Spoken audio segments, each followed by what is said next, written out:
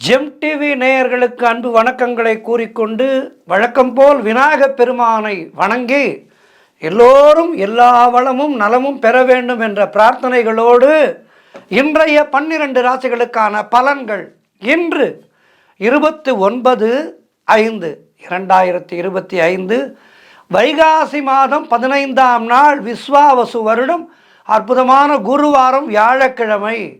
இன்றைய சூரிய உதயம் காலை 5:42 சூரிய அஸ்தமனம் மாலை 6:31 இன்றைய ஆதிக்க கிரகம் குரு பகவான். இன்று நாம் வழிபட வேண்டிய தெய்வம் வியாழந்தோறும் தட்சிணாமூர்த்தி வழிபாடு நமக்கு மிக நன்மைகளை கொடுக்கின்ற வழிபாடு. தட்சிணாமூர்த்தி வழிபாடு செய்ய வேண்டும். நல்ல நேரம் காலை 10:30 முதல் 11:30 வரை, மாலை 6:30 முதல் இரவு 7:30 வரை, ராகு காலம் மதியம் 1:30 முதல் மதியம் 3 வரை, யமகண்டம் காலை 6 முதல் 7:30 வரை, குளிகை நேரம் காலை 9 முதல் காலை 10:30 வரை. இன்றைய சுபஹோரை சூரிய ஹோரை நேரம் காலை 8 முதல் காலை 9 வரை. இன்றைய நட்சத்திரம் இன்று அதிகாலை 3:28 வரை மிருகசீரிஷம் நட்சத்திரம், அதன் பின்பு திருவாதிரை. இன்றைய திதி இன்று அதிகாலை 3:49 வரை வளர்பிறை த்விதியை, அதன் பின்பு திருதியை வருகின்றது.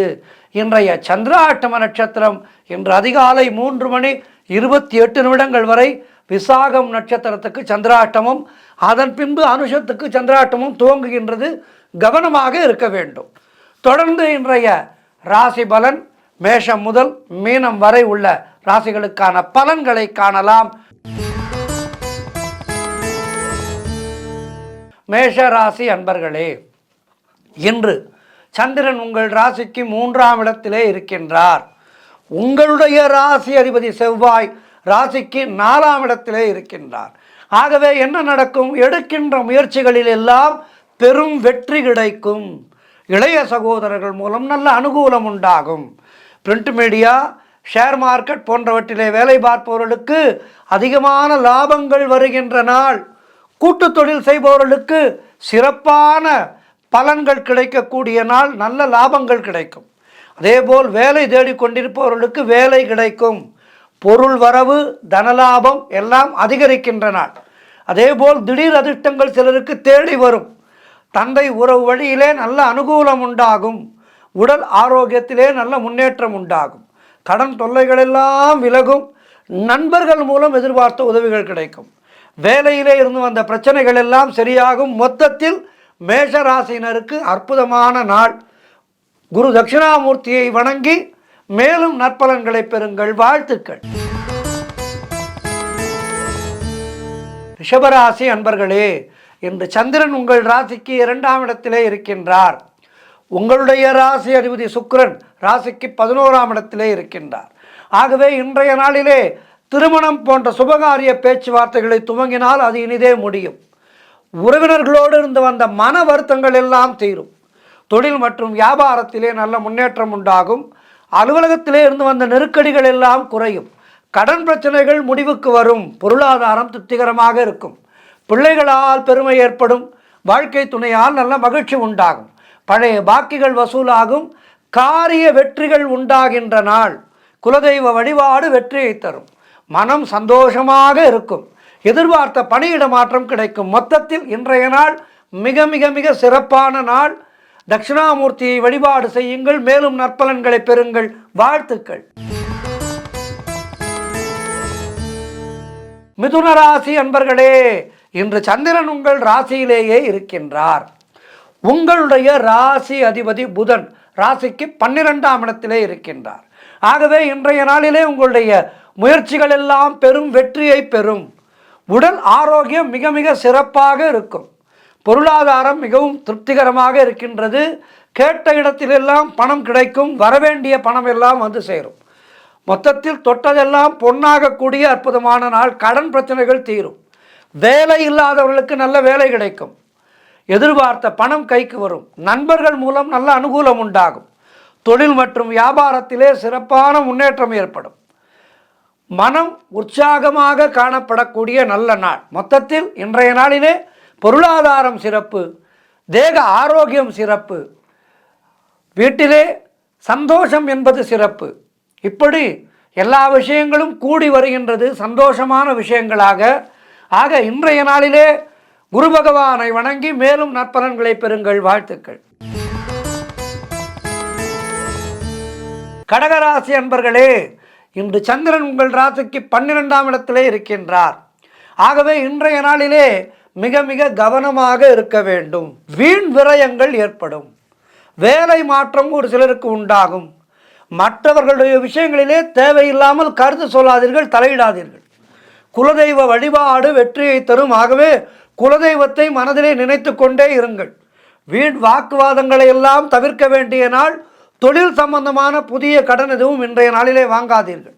மேலதிகாரிகளால் நெருக்கடிகள் உண்டாகும் அலுவலகத்திலே. ஆகவே மிக மிக கவனமாக இருக்க வேண்டும்.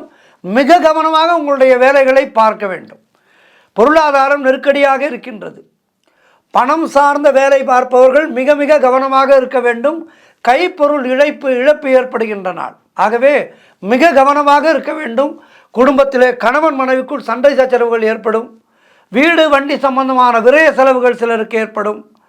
உத்தியோகத்திலே இருப்பவர்கள் மிக மிக கவனமாக இருக்க வேண்டிய நாள். ஆகவே இன்றைய நாளிலே குருமார்களை எல்லாம் வணங்கிக் கொள்ளுங்கள். தட்சிணாமூர்த்திக்கு ஒரு நெய் தீபம் ஏற்றி வைத்துவிட்டு உங்களுடைய பணிகளை செய்யுங்கள். வாழ்த்துக்கள். சிம்ம ராசி அன்பர்களே, இன்று சந்திரன் உங்கள் ராசிக்கு 11ஆம் இடத்திலே இருக்கின்றார். உங்களுடைய ராசி அதிபதி சூரியன் ராசிக்கு 10ஆம் இடத்திலே இருக்கின்றார். ஆகவே இன்றைய நாளிலே மூத்த சகோதரர்கள் மூலம் நல்ல ஆதாயம் உண்டாகும். எதிர்பார்த்த பணம் கைக்கு வரும். காரிய தடைகள் எல்லாம் விலகும். உடல் ஆரோக்கியத்திலே நல்ல முன்னேற்றம் ஏற்படும். வீடு வண்டி வாகன மாற்றம் ஏற்படும். எடுக்கின்ற முயற்சிகளிலே பெரும் வெற்றி கிடைக்கும். சுபகாரியங்கள் நடக்கக்கூடிய அற்புதமான நாள். தொழிலிலே நல்ல முன்னேற்றம் ஏற்படும். உழைப்புக்கு ஏற்ற ஊதியம் கிடைக்கும். கடன் பிரச்சனைகள் முற்றிலுமாக முடிவுக்கு வரும். நண்பர்கள் மூலம் அனுகூலம் உண்டாகும். வேலை இல்லாதவர்களுக்கு நல்ல வேலை கிடைக்கும். மொத்தத்தில் இன்றைய நாள் மிக மிக மிக சிறப்பான நாள். மேலும் நற்பலன்களை பெறுவதற்கு என்ன செய்ய வேண்டும்? குரு பகவானை வணங்க வேண்டும். தட்சிணாமூர்த்தியை வணங்குங்கள். வாழ்த்துக்கள். கன்னிராசி அன்பர்களே, இன்று சந்திரன் உங்கள் ராசிக்கு 10ஆம் இடத்திலே இருக்கின்றார். உங்களுடைய ராசி அதிபதி புதன் ராசிக்கு 9ஆம் இடத்திலே இருக்கின்றார். ஆகவே இன்றைய நாளிலே அரசு சம்பந்தமான ஆதாயங்கள் உண்டாகும். வீடு வண்டி வாகன வகையிலே சுப செலவுகள் ஏற்படுகின்ற நாள். தாய் வழி சொந்தங்களின் உதவிகள் எல்லாம் கிடைக்கும். கணவன் மனைவிடையே நல்ல ஒற்றுமை ஏற்படும். வீடு வண்டி வாகன யோகம் உண்டாகும். மீடியாவிலே வேலை பார்ப்பவர்களுக்கு அற்புதமான நாள். திருமணம் போன்ற சுபகாரிய பேச்சுவார்த்தைகள் இனிதே முடியும். மனம் சந்தோஷமாக இருக்கும். வீடு கட்டுவதற்கான முயற்சிகளிலே பெரும் வெற்றி கிடைக்கும். பொருளாதாரம் திருப்திகரமாக இருக்கும். சிலருக்கு உத்தியோக வகையிலே நல்ல மாற்றம் ஏற்படும். மொத்தத்தில் இன்றைய நாள் சிறப்பான நாள். குருவருள் திருவருள் நிறைந்த நாள். குரு பகவானை வணங்குங்கள். வாழ்த்துக்கள். துலாம் ராசி அன்பர்களே, இன்று சந்திரன் உங்கள் ராசிக்கு 9ஆம் இடத்திலே இருக்கின்றார். உங்களுடைய ராசி அதிபதி சுக்கிரன் ராசிக்கு 6ஆம் இடத்திலே இருக்கின்றார். ஆகவே இன்றைய நாளிலே உத்தியோக உயர்வு, பணியிட மாற்றம், பதவி உயர்வு போன்றவை கிடைக்கும். குழந்தை பாக்கியத்திற்காக காத்திருக்கின்ற தம்பதிகளுக்கு குழந்தை பாக்கியம் உண்டாகும். நீங்கள் நினைத்தது அனைத்தும் நல்லபடியாக நடக்கக்கூடிய நல்ல நாள். உடல் ஆரோக்கியத்திலே நல்ல முன்னேற்றம் உண்டாகும். எதிர்பார்த்த பணம் கைக்கு வரும். சொந்த தொழில் செய்பவர்களுக்கு அதிலே நல்ல லாபம் வரும். திருமணம் போன்ற சுபகாரிய பேச்சுவார்த்தைகள் கைகூடி வருகின்ற நாள். குழந்தைகளால் மகிழ்ச்சி உண்டாகும். மொத்தத்தில் இன்றைய நாள் மிக சிறப்பாக இருக்கின்றது. மேலும் நற்பலன்களை பெறுவதற்கு குரு பகவானை தட்சிணாமூர்த்தியை வணங்குங்கள். வாழ்த்துக்கள். விருச்சிக ராசி அன்பர்களே, இன்று சந்திரன் உங்கள் ராசிக்கு 8ஆம் இடத்திலே இருக்கின்றார். உங்களுடைய ராசி அதிபதி செவ்வாய் ராசிக்கு 9ஆம் இடத்திலே. இன்று நாள் முழுவதும் உங்களுக்கு சந்திராட்டமம் இருக்கின்றது. மௌனமாக இருக்க வேண்டும். சந்திராட்டம நாளிலே நாம் செய்ய வேண்டிய முதல் காரியம் அதிகம் பேசாமல் இருப்பது. ஆகவே இன்றைய நாளிலே மௌனத்தை கடைபிடியுங்கள். கோபத்தை முற்றிலுமாக குறைத்து விடுங்கள். வேலை மாற்றம் ஒரு சிலருக்கு உண்டாகும். மனம் மிக குழப்பமாக இருக்கும். மனக்குழப்பத்தை தீர்ப்பதற்கு தியானம் பழகுங்கள். ராமநாமத்தை சொல்லிக்கொண்டே இருங்கள். ராமநாமம் ராமநாமம்தான் நம்முடைய மனமானது தெளிவு பெறுவதற்கு அற்புதமான ஒரு உபாயம். ஆகவே ராமநாமத்தை சொல்லிக்கொண்டே இருங்கள். கூட்டுத் தொழிலிலே புதிய முதலீடுகளை, புதிய முயற்சிகளை தவிர்த்து கொள்ளுங்கள். கடன் பிரச்சனை அதிகமாகும். ஆகவே இன்றைய நாளிலே புதிதாக கடன் எதுவும் வாங்காதீர்கள். நீங்களும் கடன் கொடுக்காதீர்கள். குலதெய்வ வழிபாடு மன அமைதியை தரும்.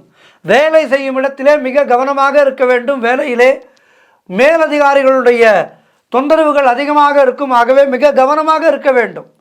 கணவன் மனைவிக்குள் சண்டை சச்சரவுகள் ஏற்பட்டு விலகும். கோர்ட் கேஸ் போன்ற பிரச்சனைகளிலே ஈடுபடக்கூடாது. மொத்தத்தில் இன்றைய நாளிலே மௌனத்தை கடைபிடித்து கோபத்தை குறைத்து கொள்ள வேண்டிய நாள். அதிகம் பேசாதீர்கள். ராமநாமத்தை சொல்லிக்கொண்டே இருங்கள்.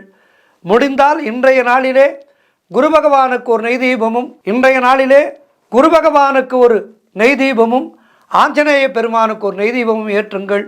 கோளறு பதிகம் படியுங்கள். வாழ்த்துக்கள்.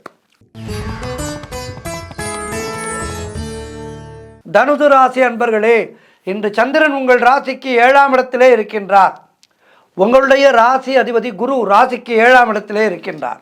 ஆகவே இன்றைய நாளிலே நினைத்த காரியங்கள் எல்லாம் நினைத்தபடி நடக்கும். மனக்குழப்பங்கள் தீரும். திருமண பேச்சுவார்த்தைகள் சுபமாக முடியும். கூட்டுத் தொழிலிலே நல்ல லாபம் ஏற்படும். எதிலும் வெற்றி உண்டாகின்ற நாள். கணவன் மனைவியிடையே இருந்து வந்த கருத்து பிரச்சனைகள் எல்லாம், கருத்து வேற்றுமைகள் எல்லாம் தீரும். புதிய வேலை வாய்ப்புகள் ஒரு சிலருக்கு உண்டாகும். அதேபோல் வீடு வண்டி வாகன யோகம் உண்டாகும். செய்யும் செயலிலே பெயரும் புகழும் கிடைக்கின்ற நாள். அலுவலகத்திலே சம்பள உயர்வு, பதவி உயர்வு போன்றவை கிடைக்கும். மனம் சந்தோஷமாக இருக்கும். நண்பர்கள் மூலம் அனுகூலம் உண்டாகும். மொத்தத்தில் இன்றைய நாள் அருமையான நாள். குரு பகவானை தரிசனம் செய்யுங்கள். வாழ்த்துக்கள்.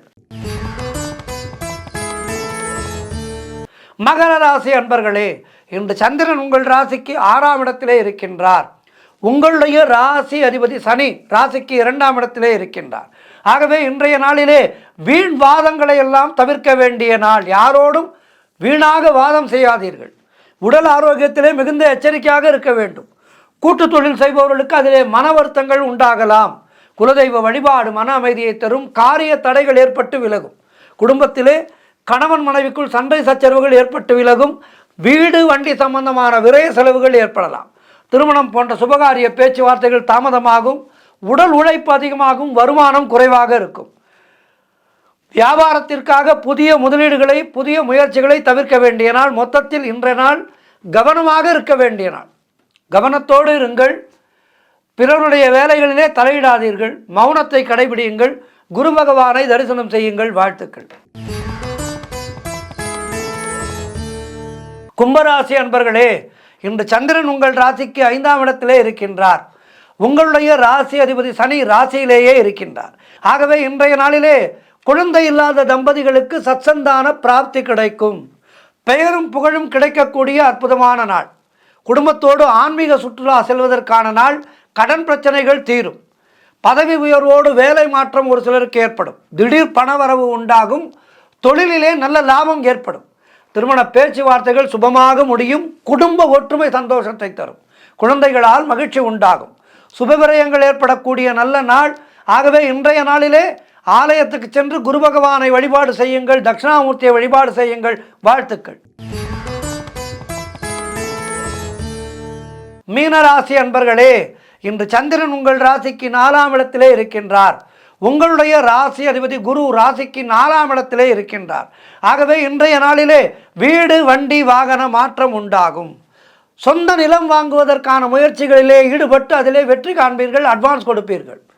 அதேபோல் நிலம் வாங்கி விற்பவர்களுக்கு அருமையான நாள். நல்ல லாபம் கிடைக்கும். இன்றைய நாளிலே உங்களுடைய முயற்சிகள் எல்லாம் பெரும் வெற்றி பெறுகின்ற நல்ல நாள். பணவரவு அதிகரிக்கும். உத்தியோகத்திலே இருப்பவர்களுக்கு சம்பள உயர்வு, பதவி உயர்வு, இடமாற்றம் போன்றவை கிடைக்கும். திருமண பேச்சுவார்த்தைகள் சுபமாக முடியும். நண்பர்கள் உறவினர்களால் ஆதாயம் உண்டாகும். தாய் வழி சொத்துக்கள் கைக்கு வரும். மொத்தத்தில் நீங்கள் நினைத்ததெல்லாம் நல்லபடியாக நடக்கக்கூடிய நல்ல நாள். குலதெய்வ வழிபாடு அனுகூலத்தை தரும். முன்னோர்களுடைய ஆசீர்வாதம் பரிபூர்ணமாக கிடைக்கின்ற நாள். கணவன் மனைவியிடையே நல்ல ஒற்றுமை ஏற்படும். மொத்தத்தில் மீனராசினருக்கு இன்றைய நாள் மிக சிறப்பாக இருக்கின்றது. மேலும் நற்பலன்களை பெறுவதற்கு தட்சிணாமூர்த்தியை வணங்கி மேலும் நற்பலன்களை பெறுங்கள். வாழ்த்துக்கள். சித்தர்களை வணங்குங்கள். வாழ்த்துக்கள். 12 ராசினருக்கும் இன்றைய நாள் சிறப்பாக இருக்க பிரார்த்தித்துக் கொள்கின்றேன். நன்றி, வணக்கம். இன்றைய ஆன்மீக தகவல். ஓம் நமோ நாராயணாய நமக. பெருமாளை அனுதினமும் பணிந்து பெருமாளுக்கு சேவை செய்து பெருமாளோடு கலந்தவர்கள் எத்தனையோ பேர். அதிலே குறிப்பாக ஆழ்வார்கள் 12 பேர். ஆழ்வார்கள் மங்களாசாசனம் செய்த திருக்கோவில்களுக்கு ஒரு தனி சிறப்பு உண்டு. இந்த 108 திவ்ய தேசங்களுமே ஆழ்வார்களால் மங்களாசாசனம் செய்யப்பட்டது. அதிலே ஆக 107 திவ்ய தேசங்கள் இங்கே பூலோகத்திலே, 108வது திவ்ய தேசம் வைகுந்தம். அதை யாரும் இருக்கும்போது பார்க்க முடியாது. ஆக இந்த வாழ்நாளிலே இந்த 107 திவ்ய தேசங்களையும் தரிசிப்பவர்களுக்கு நிச்சயமாக எம்பிரானுடைய திருவடி நிழல் கிடைக்கும் என்பதிலே எந்த விதமான சந்தேகமும் இல்லை. அவ்வப்போது சகஸ்ரநாமத்திலிருந்து ஒவ்வொரு நாமங்களுக்கான அர்த்தங்களை எல்லாம் பார்த்து கொண்டிருக்கின்றோம். அந்த வகையிலே இன்றைய நாளிலே சித்தி சாதனாய நமக. அழகிய மணவாளதாசர் மிகப்பெரிய மகான். இவர் தன்னுடைய சீடர்களை எல்லாம் அழைத்து கொண்டு திருமலை யாத்திரைக்கு சென்றார். அந்த காலத்திலே திருமலை யாத்திரை மேற்கொள்வது என்பது மிக பிரயத்தனமான காரியம். காசிக்கு செல்வது, திருமலைக்கு செல்வது எல்லாம் மிகப்பெரிய பிரயத்தனம். அடியார்கள் எல்லோரும் ஒன்று சேர்ந்து ஒரே குரலிலே கோவிந்தா கோவிந்தா என்ற கோவிந்தா கோஷத்தோடு 7 மலைகளையும் சென்று மலையப்பனை தரித்துவிட்டு திருவரங்கத்துக்கு திரும்பினார்கள். அப்போது அழகிய மணவாளதாசருடைய நண்பர் ஒருவர் அவரிடம், சுவாமி, திருமலைக்கு தாங்கள் சென்றிருந்ததாக தங்களுடைய சீடர்களின் மூலம் அறிந்தேன். அதிகமான கூட்டம் இருந்தபடியால் அங்கு ஜருகண்டி என்று சொல்லி உங்களையெல்லாம் விரைவாக அனுப்பிவிட்டார்களாமே. உங்களால் மலையப்ப சுவாமிக்கு முன் ஒரு நிமிடம் கூட நின்று தரிசிக்க முடியவில்லையாமே. இதை கேட்டவுடன் எனக்கு மனது மிகவும் கஷ்டமாக இருந்தது. இவ்வளவு தூரம் நீங்கள் நடந்து சென்றது பயனில்லாமல் போய்விட்டதே என அங்கலாய்த்தார். அதற்கு மகான் தனக்கே உரிய பாணிலே அவருக்கு பதிலளித்தார். மகான் அல்லவா? அழகிய மணவாளதாசர் சொன்னார், நண்பரே, மலையப்பனை தரிசிக்கும் நேரத்திலே உயர்ந்த ஆன்மீக ஆனந்தத்தை நாம் பெற்றுவிடுகின்றோம் என்பதிலே எந்த விதமான ஐயமும் இல்லை. ஆனால் அவனை தரிசிக்க செல்லும் போது அடியார்கள் அனைவரும் ஒன்று கூடி கோவிந்தா கோவிந்தா கோவிந்தா கோவிந்தா என அவனுடைய திருநாமத்தை சொல்லிக்கொண்டு 7 மலைகளையும் நடந்தே ஏறி செல்கின்றோம் அல்லவா? அப்போது உண்டாகின்ற ஆனந்தத்துக்கு மலையப்பனை தரிசிக்கின்ற ஆனந்தம் கூட நிகராகாது என்றே சொல்லலாம் என அந்த கோவிந்த நாமத்தினுடைய மகிமையை பற்றி சொன்னார். தன்னை நோக்கி வருகின்ற அடியார்களுக்கு துன்பம் நேரக்கூடாது என கருதுகின்ற இறைவன் அவர்களுடைய பயணத்தை இனிமையானதாக ஆக்கி அருளிவிடுகின்றார். நம்முடைய இலக்கை விடவும் பயணம் சிறந்த முறையிலே இருந்தபடியால் எங்களுடைய யாத்திரையிலே அந்த யாத்திரைக்கான பயன் நிறைவேறிவிட்டது. பெருமாள் முன் ஒரு நிமிடம் நின்றால் என்ன, 1 மணி நேரம் நின்றால் என்ன என கூறினார். ஒவ்வொரு ஜீவாத்மாவும் மோட்சம் அடைகையிலே வைகுண்டத்தை நோக்கி செல்லும் பயணத்திலே அவர் பெறுகின்ற ஆனந்தமானது வைகுண்டத்தில் இறைவனை அனுபவித்து பெறுகின்ற ஆனந்தத்தை விடவும் அதிகமாக இருப்பது போன்ற ஒரு தோற்றம் ஏற்படும் என சாஸ்திரங்கள் சொல்கின்றது. அதனை மணவாள மாமுனிகள் மிக அழகாக சொல்கின்றார். போம் வழியை தரும் என்னும் இன்பம் எல்லாம் புசித்து வழிபோய் அமுத விரசை ஆற்றில் நாம் மூழ்கி மனமற்று தெளிவி சும்பை நன்னி நலந்திகள் மேனிதன்னை பெற்று தாம் அமரர் வந்து எதிர்கொண்டு அலங்கரித்து சர்க்கரிப்ப மாமணி மண்டபத்து சென்று மாமலரோள் கோன் மடியில் வைத்து உகக்கும் வாழ்வு என்றார். அதாவது வைகுண்டத்துக்கு செல்கின்ற பாதையில் உள்ள 14 உலகங்களிலே உள்ள தேவர்கள் முக்தி எய்தும் ஜீவாத்மாவின் மேல் பூமாரி பொழிந்து மரியாதை செலுத்த அவற்றை கடந்து வைகுண்டத்திலே ஓடும் விரஜா நதியிலே நீராடிய பின் திவ்யமான உடலை நாம் பெற்றுக்கொண்டு நித்திய சூரிகளால் அலங்கரிக்கப்பட்டு வைகுண்டத்தில் உள்ள திருவாமணி மண்டபத்துக்குள் நுழைந்து அத்திருமாமணி மண்டபத்திலே ஆதிசேஷன் மேல் வீட்டிருக்கின்ற திருமால் மடியிலே நம்முடைய ஜீவாத்மா அமர்கின்றது என சொல்கின்றார். இந்த பயணத்தை நினைத்து பார்க்கும்போது முக்தி பெறும் ஆனந்தத்தை விட உயர்ந்த ஆனந்தத்தை பெற முடிகின்றது அல்லவா? உலகியல் விஷயங்களிலே பயணம் கடினமானதாக இருக்கும், ஆனால் இலக்கு இனிதாக இருக்கும். ஆன்மீகத்திலே மட்டும்தான் இலக்கைப் போலவே பயணமும் இனிதாக இருக்கும் என இதற்கு அழகான விளக்கத்தை சொன்னார் அழகிய மணவாளதாசர். இறைவனை அடைவதற்காக நாம் பக்தி யோகம் செய்கின்றோம் அல்லவா? அந்த பக்தி யோகத்திலே இறைவனை தியானிக்கும் பொழுது நாம் பெறக்கூடிய ஆனந்தமானது அந்த தியானத்தின் பலனான இறை அனுபவத்தை பெறுவதைப் போலவே இனிமையானதாக இருக்கும். எனவே இறை தியானத்தை பொறுத்தவரையில் அந்த தியானமும் இனிது, அதன் பலனும் இனிது. சித்தி என்பது இறைவனை அடைதலாகிய இலக்கை குறிக்கும். சாதனை என்பது அதை நோக்கிய பயணமாகிய பக்தி யோகத்தை குறிக்கும். தன்னை நோக்கி வருகின்ற அடியார்களுக்கு களைப்பு ஏற்படாமல் இருப்பதற்காக சாதனமாகிய பக்தி யோகமும் சித்தியாகிய இறை அனுபவமும் போல் இனிமையானதாக இருக்கும்படி அருள் புரிவதால் திருமால் சித்தி சாதனை என அழைக்கப்படுகின்றார். சித்தி சாதனை என்றால் தன்னை நோக்கிய என்ன பயணத்தையும் இலக்கை போலவே இனிமையானதாக ஆக்கி அருள்பவர் என்று பொருள். எனவே சகஸ்ரநாமத்தினுடைய இந்த திருநாமமானது சித்தி சாதனாய நமக என இந்த நாமத்தை தினமும் சொல்லி வருகின்ற அன்பர்களுக்கு அவர்கள் மேற்கொள்கின்ற அனைத்து பயணங்களும் இனிமையாக அமையும் என்ற அவர்கள் மேற்கொள்கின்ற அனைத்து பயணங்களும் இனிமையானதாக அமையும்படி திருமால் அமைத்து அருள் புரிவார் என்பது ஐதீகம். சித்தி சாதனாய நமக என இந்த சகஸ்ரநாமத்தினுடைய வார்த்தையை அனுதினமும் சொல்லி சகஸ்ரநாமத்தினுடைய அந்த ஒரு நாமத்தை அனுதினமும் சொல்லி பயன்பெறுவோம். பெருமாள் திருவடிகளை சரணடைவோம். நன்றி, வணக்கம்.